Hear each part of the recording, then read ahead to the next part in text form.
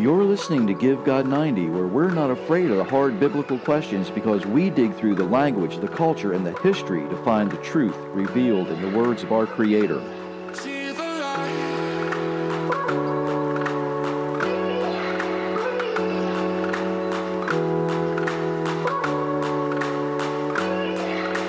I want to see the light.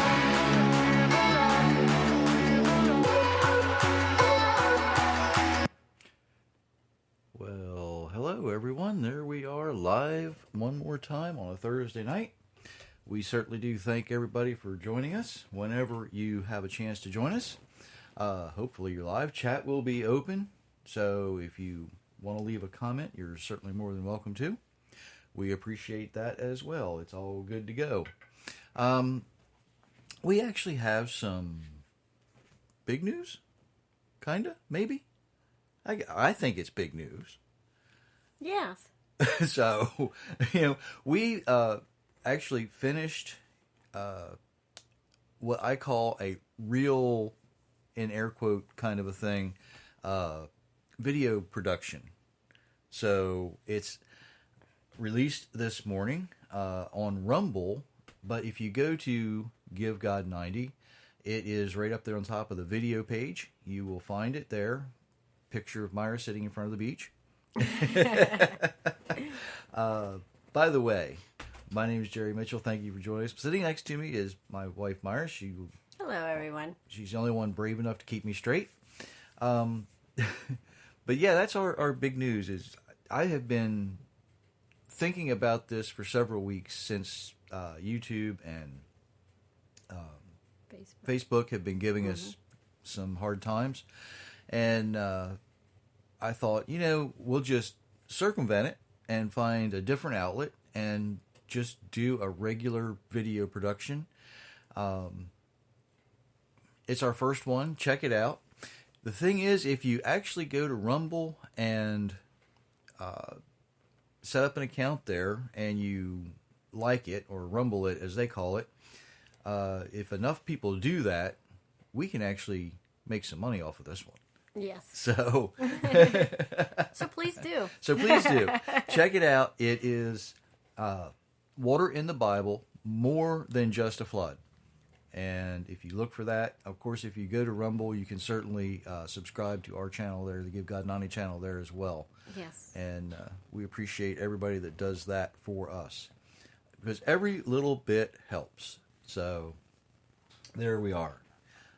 Tonight, as we get into what we're going to talk about, excuse me, I want to remind you one more time, go to givegod90.com. Don't miss the video page. Okay, there's a lot of good stuff on there. I have all of my teachings from Matthew about what some people might call the Sermon on the Mount, but I don't. I call it Disciple 101 because his disciples are the ones he was talking to. So there we go with that. Now, as we get into what we're going to talk about tonight, excuse me, I run across people all the time who have common misconceptions because they weren't taught Bible. They were taught tradition or legend or doctrines. Denominational doctrines play a big role in this as well. And the weird part about it is a lot of these people that are confused about these things all have one thing in common, and that is they honestly believe that the Bible is all about getting into heaven when you die. And it's not. That's kind of the icing on the cake, if you will. The real thing is the Bible is really about how to live the best life you can live here. Because without living here, hey Jay, glad to see you pop in there. The best life you can live here, because if you live the best life you can live here, chances are you're going to be prepared then to get to where you want to go in the afterlife. And one of the things that helped begin Give God 90 was Traditions to Truth book, right? Right. Where I talk about traditions and doctrines and legends. So we're kind of going to go back there for a little while tonight. And it's interesting that as I was doing the prep work on this morning and finishing up my notes, I had just about had it finished. You didn't know what I was going to talk about. You went with your mother today to, out shopping, sort of. And I was finishing my notes here while your father was kind of napping on the couch. And, well, it's the truth. I didn't say anything. When you got home, you were telling me about a conversation you had with some people in one of the stores about how they didn't understand that what they were hearing in church didn't match what they were reading in the Bible, what they felt in their spirit, really. Right. And it just kind of fit with what we were going to talk about tonight. So, as always, well, I don't say as always, because they don't always start in Genesis. I usually wind up in Genesis. But we're going to begin in Genesis tonight in chapter 4. It should be a fairly familiar passage. I'll let you read that, and then we are going to look at some questions that arise with this. And this time, it's the Tree of Life version. Go ahead. Genesis 4, 1 through 17. Now the man had relations with Eve, his wife, and she became pregnant and gave birth to Cain. She said, I produced a man without an eye. Then she gave birth again to his brother Abel. Abel became a shepherd of flocks, while Cain became a worker of the ground. So it happened after some time that Cain brought an offering of fruit of the ground to Adonai, while Abel, he also brought of his firstborn of his flock and their fat portions. Now Adonai looked favorably upon Abel and his offering, but upon Cain and his offering he did not look favorably. Cain became very angry, and his countenance fell. Then Adonai said to Cain, Why are you angry? And why has your countenance fallen? If you do well, it will lift. But if you do not do well, sin is crouching in the doorway. Its desire is for you, but you must master it. Cain spoke to Abel his brother while they were in the field. Cain rose up against Abel his brother and killed him. Then Adonai came to Cain. Where is Abel your brother? I do not know, he said. Am I my brother's keeper? Then he said, What have you done? The voice of your brother's blood is crying out to me from the ground. So now, cursed are you from the ground, which opened its mouth to receive your brother's blood from your hand. As often as you work the ground, it will not yield its crops to you again. You will be a restless wanderer in the earth. Cain said to Adonai, My inquiry is too great to bear. Or my iniquity is too great to bear, Since you expelled me today from the face of the ground, and I must be hidden from your presence, then I will be a restless wanderer in the earth. Anyone who finds me will kill me. But Adonai said to him, In that case, anyone who kills Cain is to be avenged 7 times over. So Adonai put a mark on Cain, so that anyone who found him would not strike him down. Then Cain left Adonai's presence and dwelled in the land of wandering, east of Eden.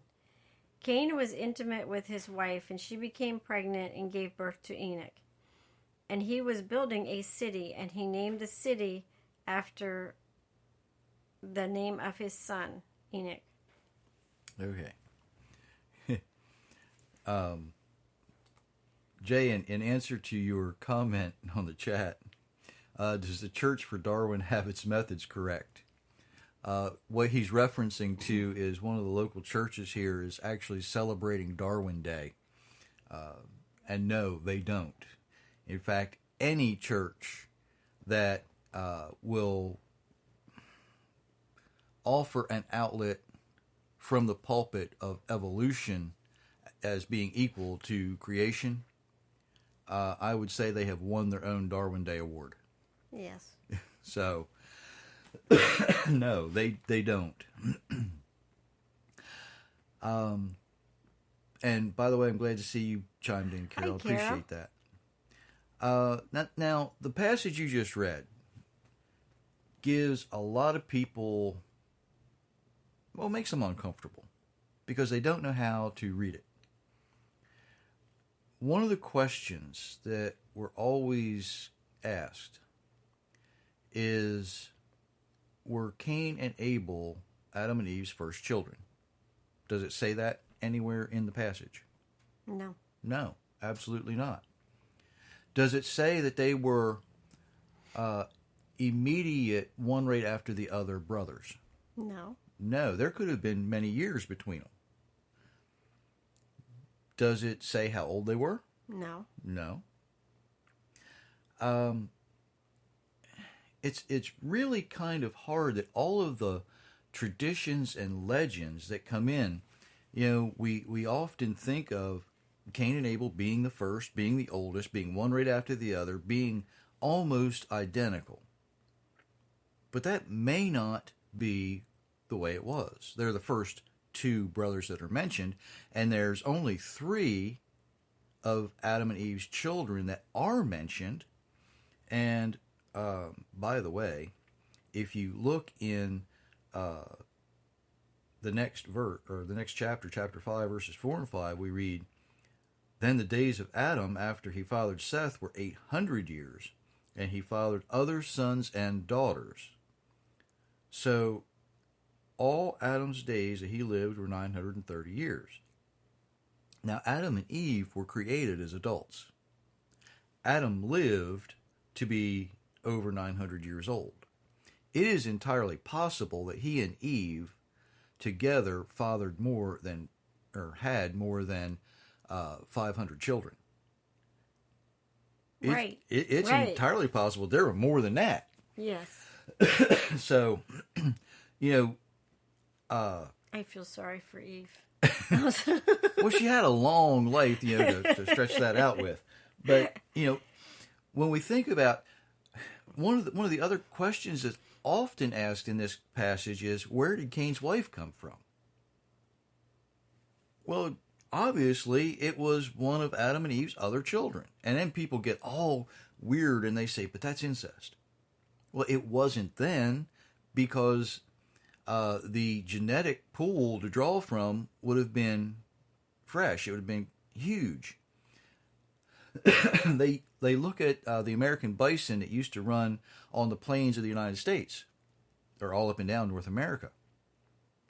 And before they were hunted out, the reason they were able to come back so strong was there were so many of them that genetic pool that they had to draw from was so great that when you started over with just a few hundred bison, what happened was they drew from all those genes, and now we have a manageable, I guess would be a good way to say it, herd, not only in the West, but there are micro herds all over.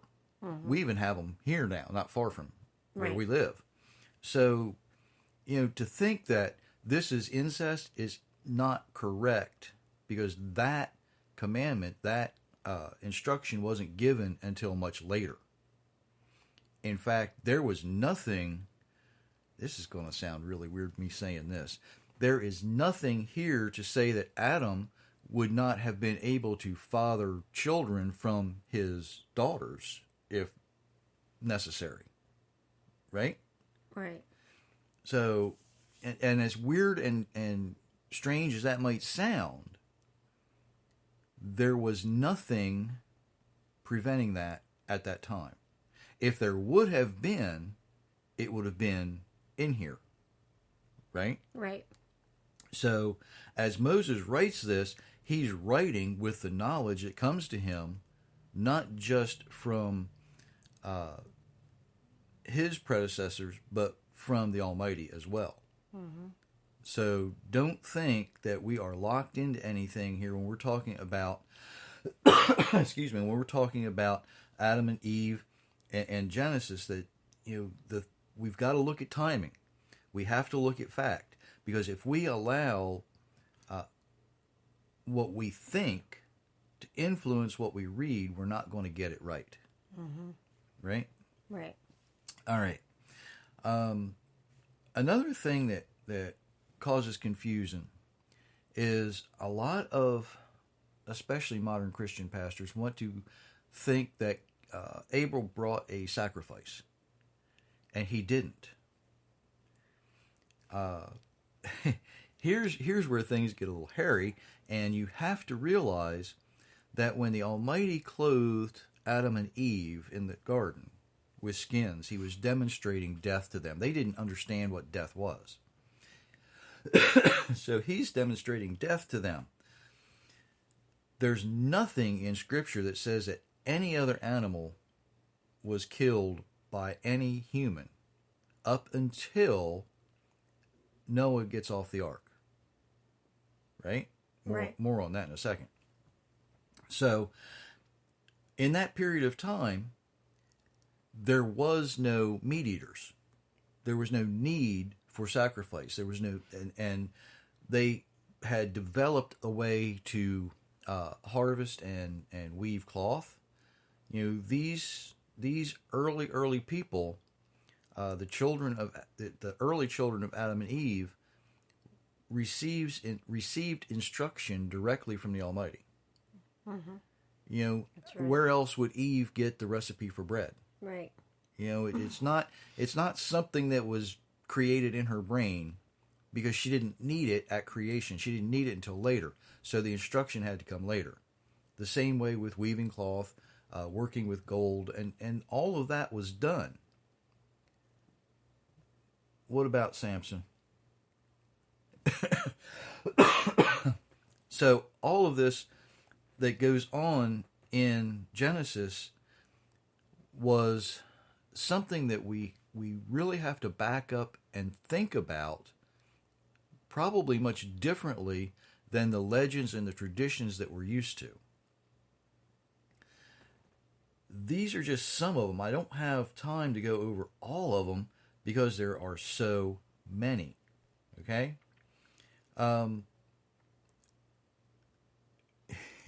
Here's a question for you. Did Noah take 2 of every kind of animal on the ark? You don't know? Yes, you do. You know, you're just not saying. That's what all the Sunday school lessons teach, right? Yes, one of every kind. That's what all the Sunday school songs teach. Yes. Why are we teaching children this? Why are we lying to our children? If you would read Genesis 7, verses 2 and 3. Of every clean animal you shall take with you 7 of each kind, male and female. And of the animals which themselves are not clean, 2, male and female. Also of the flying creatures of the sky, 7 of every kind, male and female, to keep offspring alive on the face of the whole land. So it wasn't 2 by 2. It was, some of them were 7 by 7, which is kind of odd, right? No. Not Why really. isn't it odd? Because, there's 7 days of completeness, right? You have 6 days of creation plus 1 day of rest, 7 days to completeness. You didn't think I was going to go there. I could see by the look on your face. I was thinking something else. But Well, okay. So what we're looking at here is the legends and traditions that we hear about don't match what's in Scripture. We think about these things, and it's interesting. Prior to the flood, everything was vegetarian, including T-Rex. Okay, you know they weren't the big bad evil things prior to the flood. In fact, all of the fossil records we have, out of all the fossil records, there is no known, I'll put that caveat in, there's no known fossils, excuse me, with partially digested bone in the dinosaur fossils, in the large dinosaur fossils. I thought that was interesting. When you think about, if T-Rex would have lived and been eating other critters before the flood, when the flood happened, because that's how they got so big, was they lived so long, how would then they not have something, because we find woolly mammoths with flowers, right? We know what Yes. we know what vegetation they were eating. That was after the flood, obviously, but we find other things that happen. We can go down now and find soft tissue in fossils, which sounds weird. You can actually find the collagen in the soft tissue cells of dinosaur bones and other bones. And folks, that only lasts at the most, in the absolute best circumstances, an estimated 100,000 years. So, these things laying in the dirt and in the water and in the crud and in the mud is not the best way to preserve something. Okay? So it's not beyond the realm of possibility to look at what scientists and archaeologists and paleontologists are digging up and say, well, that can't be more than about 4,000 years old. That can't be more than about 5,000 years old. We know about how old it is. It's not a big deal. Let me get to the big one. Traditions and, traditions, legends, doctrines of men, denominational doctrines. You've heard me say this before. I have had conversations with people who say, well, our church doctrine is based on Scripture. People can argue that all day long. That's fine. And they get really upset with me when I tell them that, you know what? The Satanic Temple's doctrine is based on Scripture as well. One word of Scripture, but it's based on Scripture. Because they admit to Satan, they admit to God, they admit to all these things. They're just on the opposite side than the people who follow and obey the Creator are. Right? Right. Okay. So, let's look at one word in Scripture. It only appears one time, and we have so many things named after this, it's ridiculous. There's an entire following called the Luciferians, and I'm not sure how that happened. It can't be that old.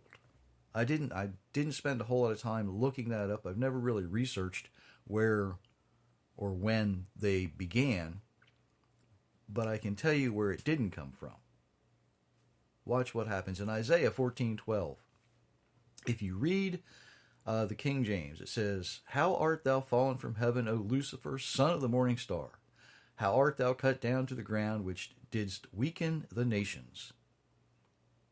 Now, the only place that Lucifer is found is in the King James and the related translations, but only in that verse. Entire doctrines have been written around this. And it's amazing because it comes from the Hebrew word Hallel, which is translated as shining one, and the original meaning could very well have been intended to mean bound or tied or yoked to work. So it's kind of fitting what they're saying here is the one who rebelled first was tied or bound to work. It was never intended to become a name, it's a description. The word Lucifer, if you do a little bit of etymology, which means the study of words and where they come from, most believe that it comes from the Latin Vulgate. So it was a Latin compound word that means morning star or bright star, something bright, shiny. It had something to do with a bright light. And we know that there's an entire satanic religious doctrine from the Bible based on something that really isn't there. The ones that call themselves sons of Lucifer, they're so lost. It's amazing how lost they are. Now, I'm not saying it's good doctrine. It's just there. And we need to recognize it and see it when it is there. We need to understand where it comes from and how it gets there. But the crazy thing is, most of the people who want to consider themselves followers of this Lucifer-type satanic religion are all self-centered. They don't really want to follow the Creator, but they're willing to follow the created, because what that means is they can do whatever they want. Mm-hmm. You know, since the created, rebellious one went his own way, I can too. I'm my own God. I worship myself. I can do whatever I want. Well, that might work pretty good until somebody else that's bigger and stronger than you says, no, I can do whatever I want, and they beat you over the head and steal everything you've got. Right. You know, that's just the way life is, right? So here we are, excuse me, 2,000 years of this other tradition that I want to get to very quickly, because I don't want to take a whole lot of time tonight to get to look at these things. I know everyone out there is busy and everybody out there has things to do. So think about 2,000 years ago, we have the Nativity. How many traditions and legends and doctrines have developed and, dare I say, evolved from that? Think about this. We have in first century a child born. And from that, we get somehow to where we are today with these little creches or nativity arrangements that include things like the wise men. And if you look at Scripture, the wise men never showed up that night. They couldn't have. It's impossible. They were 500 miles away. No matter what you feed a camel, he's not going to travel 500 miles in one night. No. Unless you have some really good hay.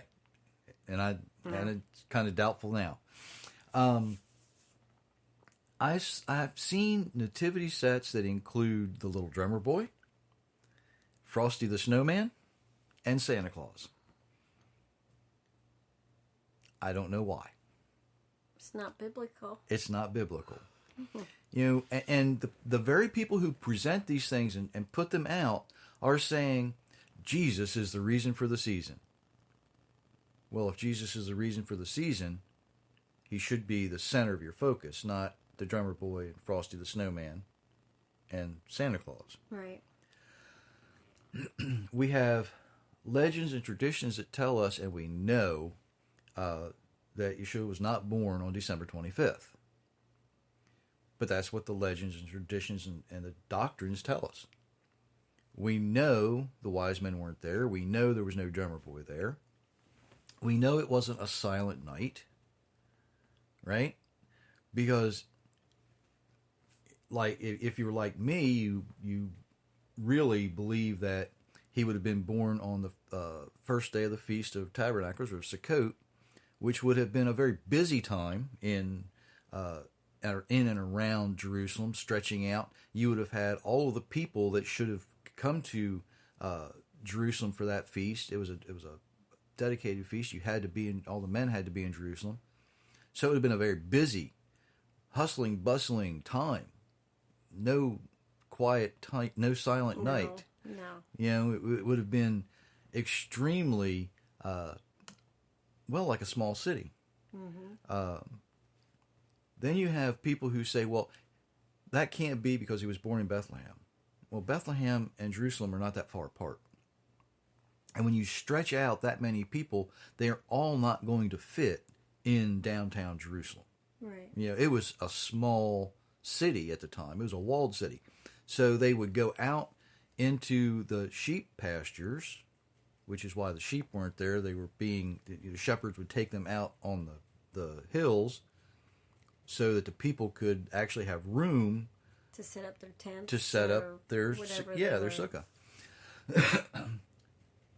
And yet, none of the facts accompany the traditions today, unless you're willing to go through the problems and the troubles and the struggles to find out and search through the history and realize what's going on.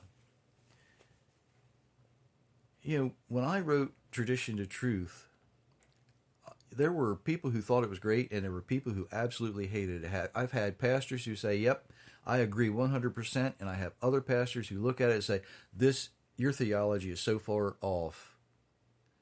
And I say, where? Prove it to me. Show it to me in Scripture.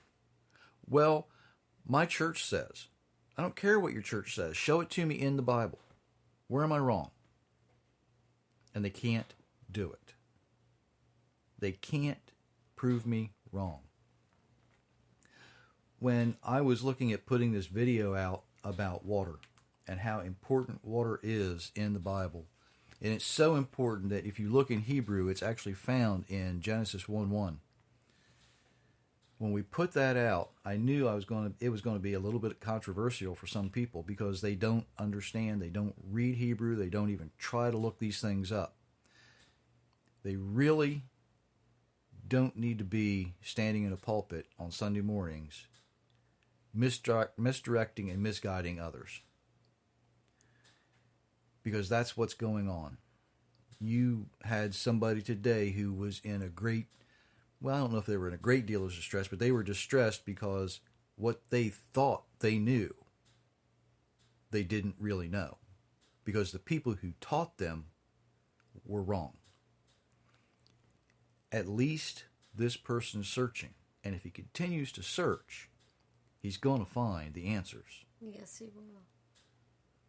You know, there's a whole lot to be said about knock and the door will be opened. Seek and you will find. These answers are there.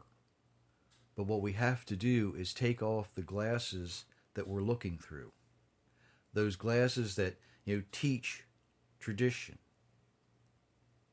The legends that, you know, typically come from songs sometimes, right? Little Drummer Boy. Mm-hmm. It's a great song. It's a great concept. Silent Night, wonderful song.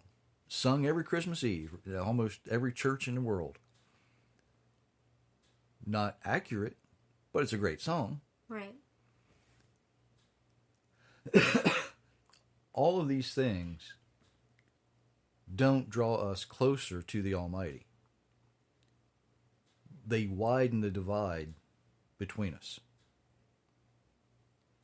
We need to close that divide. And the best way to close that divide is to live the way you're designed to live.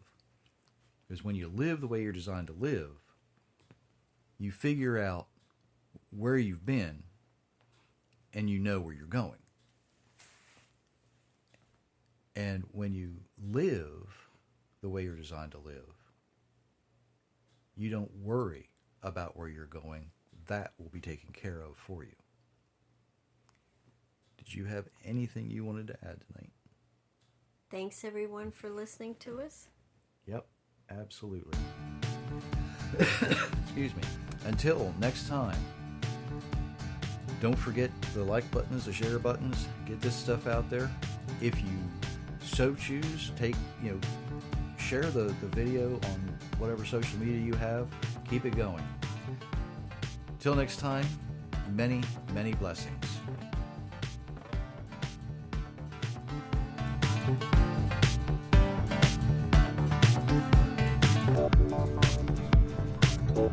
you.